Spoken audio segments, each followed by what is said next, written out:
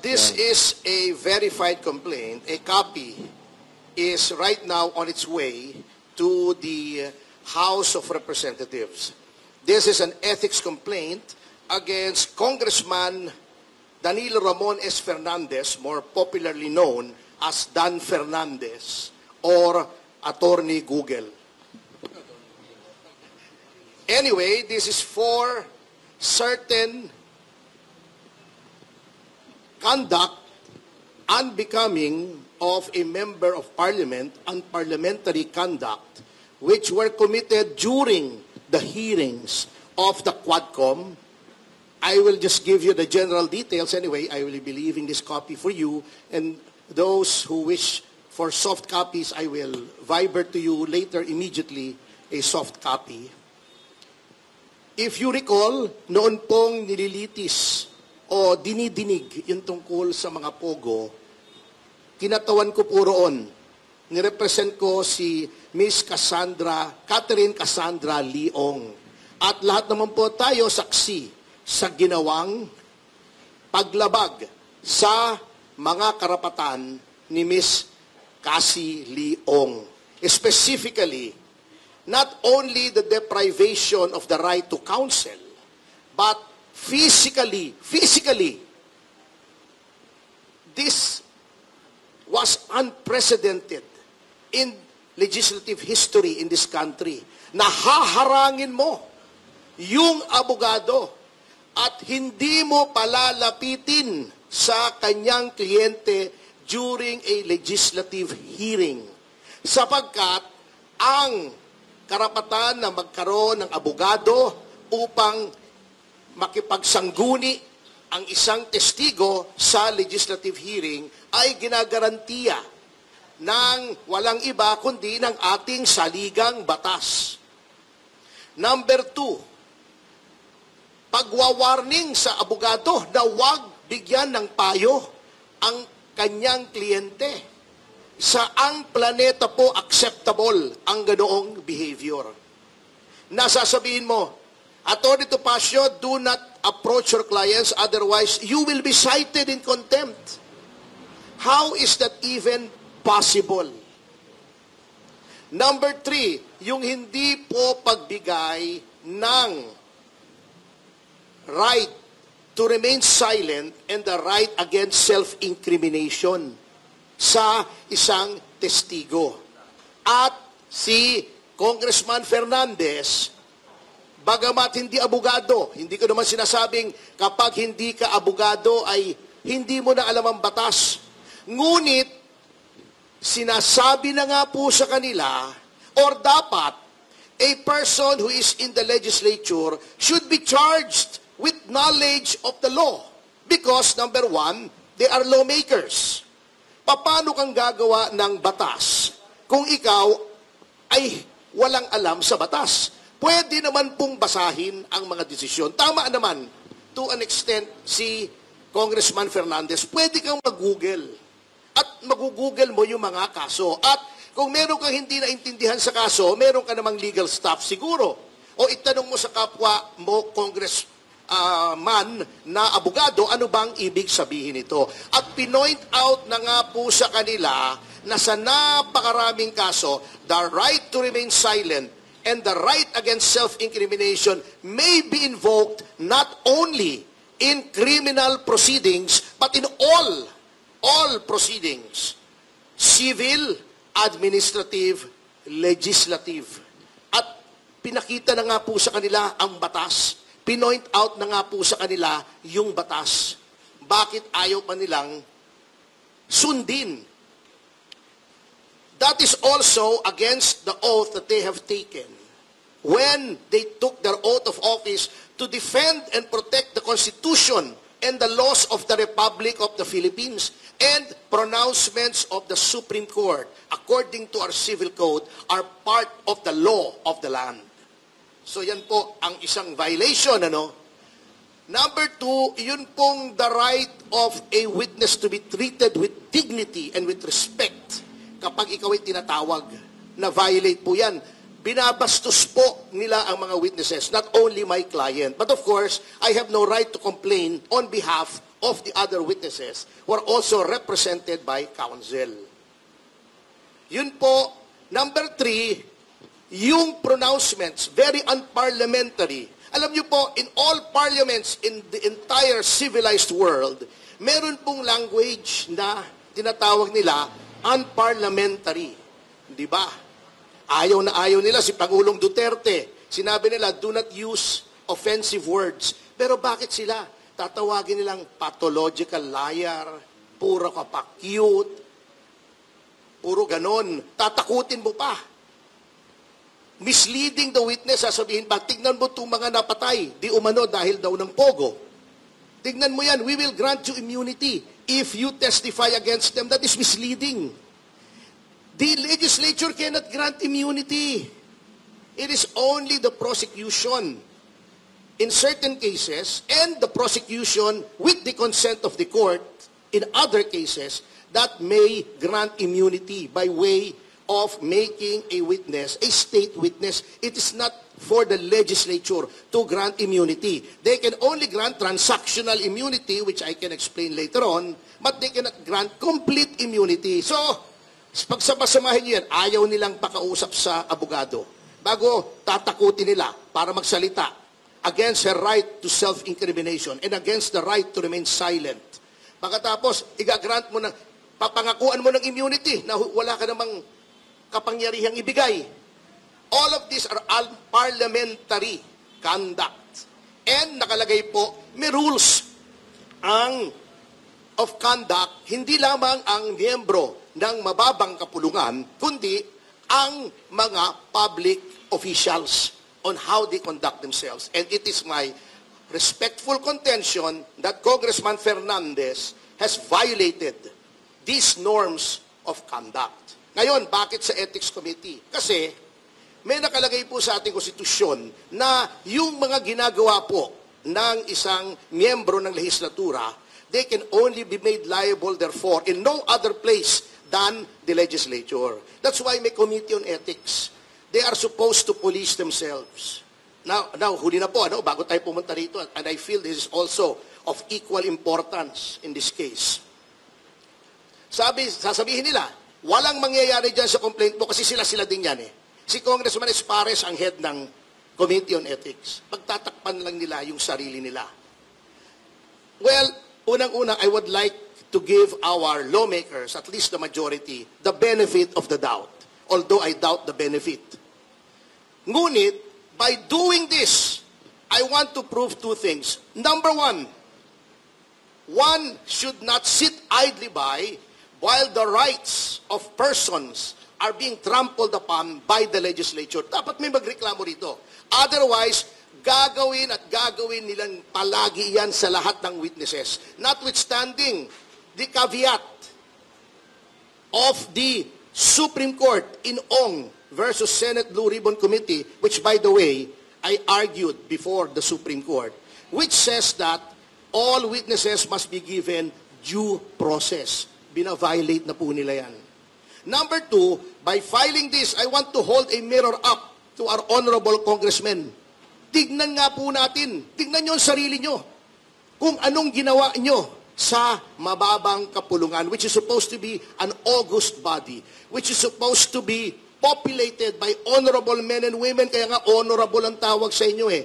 Are you really honorable? Are you really august? Kaya nyo bang ipolis ang inyong ranks? Do you still have any shred of decency left in your bodies para makita na mali ang ginagawa ng isang miyembro ninyo at disiplinahin ninyo? Because by no stretch of the imagination is such conduct exhibited by Congressman Fernandez allowable or should be countenanced or tolerated by anyone. So yan lang po. Kailangang may gumawa nito, otherwise nakikita nyo naman, nag-resume na naman ang Quadcom. Tignan nyo kung paano nila tinatrato si Colonel Grijaldo. Binabambuzel, ini-intimidate, binabrowbeat, binubuli dahil natatakot sila doon sa affidavit ni Colonel Grijaldo. Kasi hindi naman po habang buhay nakakulong si Colonel Grijaldo.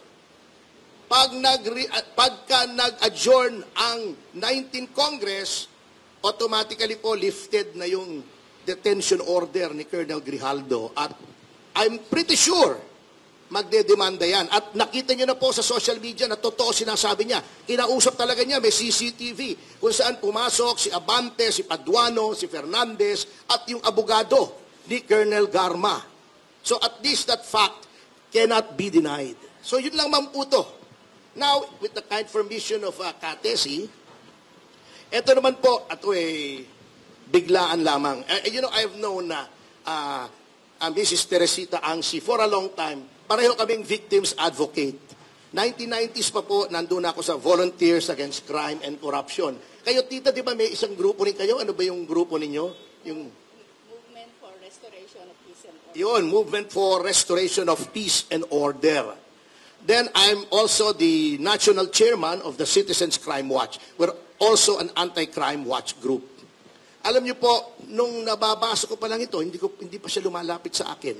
Nagulat na ako rito sa sinasabing Chinese spy. Alam niyo po, I will make no judgment. Sayaan kong may investigasyon dito. Pero, what really offends my sense of justice and decency, padala yata ni Martin yun. What really offends my sense of justice and decency is that ni wala pang ang paglilitis, kahuhuli lamang, ni wala pang ang preliminary investigation on. Binansagan ng Chinese spy. Bakit ganon? What happened to due process? What happened to the presumption of innocence? What happened to the right to fair trial? Pinrejudice nyo na yung utak ng mga tao. Yan po ang hindi ko maintindihan. Why are certain sectors of government fostering xenophobia? Bakit? Kaaway natin ng China, may pinagtatalunan na teritoryo. Okay, fine. And I would be the last person to say na hindi dapat nating i-claim yung what is rightfully ours. Ngunit, this is not the way to do it. Tarring and feathering every Chinese national who goes to the Philippines is not the way to do it. Kita nyo yung Vietnam, may territorial dispute din sila. Nagbarilan pa nga yun yung 1970s. Remember, kung yung mga mahilig sa history. Yung 1970s, noong wala pang North Vietnam, yung North Vietnam, South Vietnam pa, hindi pa unified. At ang South Vietnam ay ally ng Amerika. Nagbarilan na yung Navy ng China and Vietnam. At ito, and as an aside, at that time, the 7th Fleet was stationed off South Vietnam. Humingi ng tulong ang South Vietnamese Navy kasi nadadaig sila ng Chinese Navy.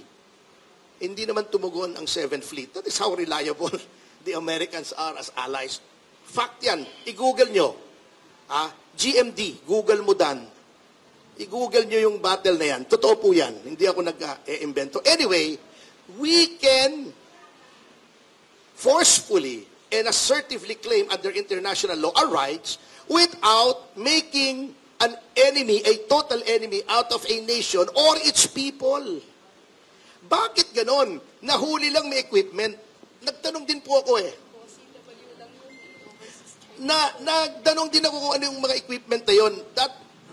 That is road surveying equipment para sa autonomous or self-driving cars. Ngayon sinasabi nilang very accurate yun. Up to the last centimeter. Siyempre, self-driving car pag hindi accurate yun, di nabunggo yun. Ibig sabihin, maaari nag-i-spy siya. Maaari rin namang hindi. Ngunit, imbestigahan nyo muna, tingnan nyo muna, bago kayo magsalita, uy, may Chinese spy dito. The Chinese are spying on us. Talagang kinakalaban tayo ng China. And then, bakit? Bakit kahit consular officials, hindi makadalaw? Tama yung sinabi ni Tito Tessie. Kung yan ay spy, ang usual diplomatic approach is deniability. Di ba? Di ba? Parang Mission Impossible. pag kayo na-discover, hindi namin kayo kilala.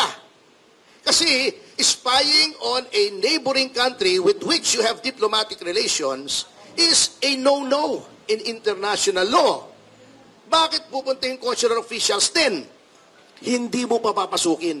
That is anathema to our Constitution sa Bill of Rights na sinasabing torture, violence, incommunicado are prohibited. At wag nilang sasabihin Chinese yan. Because in the same way that our laws are applicable to those who visit or who sojourn to the Philippines, ganon din po applicable ang mga karapatan ng mga taong yun. Hindi lang po citizen ang may right. Basta nasa Pilipinas ka, yung konstitusyon, yung mga rights under the Constitution are applicable to you even if you're just a tourist or you have a working visa or you are a resident or kahit nga illegal alien ka, may rights ka pa rin eh. Eh bakit bina-violate yung Constitution? You know, that's the same thing that happened. Yung Believe It 19, if you recall, noon sa Dilima. May tinanggal na mga bilanggo sa Believe It, dilipat sa NBI, ayaw pakausap sa pamilya kahit sa abogado. That's why we filed a petition for writ of amparo sa Court of Appeals and we were granted that because of the constitutional provision against incommunicado detention. That is the reason why tinutulungan ko po ito. Kaso nyo, yung mga ulalo dyan sa gobyerno, kapag tumutulong ka o nagsabi ka ng pabor na in favor of anything about the Chinese, abay, makapili ka na. Kung may red tagging, may makapili tagging ngayon eh. Yung mga komentarista nagsasabing, huwag naman ganyan, ugnayan tayo sa China to resolve the issue peacefully, hindi, makapili ka. Di ba? Yan ang common na sinasabi niyang si Tariela eh. Makapili na makapili. This is not the way to do it, especially if you are dealing with China, who is an economic superpower, and you are backed by an ally that is not reliable. Mag-iiba na po ang timpla niyan. Bakit ganun pa rin ang ating timpla pagdating sa China? All of this bakit? Gigirahin ba natin ng China? Does anyone want war? Yung mga iba makapagsalita dyan, nakala mo ganun lang ang gera, parang video game, hindi po ganun. In a war, everyone loses immediately from day one, talo ng lahat. Why are we doing this? Why are we violating the rights of these people? Yan lamang naman po. I am a lawyer and therefore I'm an officer of the court. I have sworn to defend the rights of everyone. Everyone who is within, anyone who is within Philippine jurisdiction are subjected to certain rights. And as a lawyer, it is my bounden duty to defend that, whether she is someone who is hailed or summoned in the halls of Congress or someone who is from China, not even my countryman, but who was arrested here. Kailangang ipagtanggol ko po yun. That's the only reason why I said yes immediately to Tita Tessie. Maraming salamat.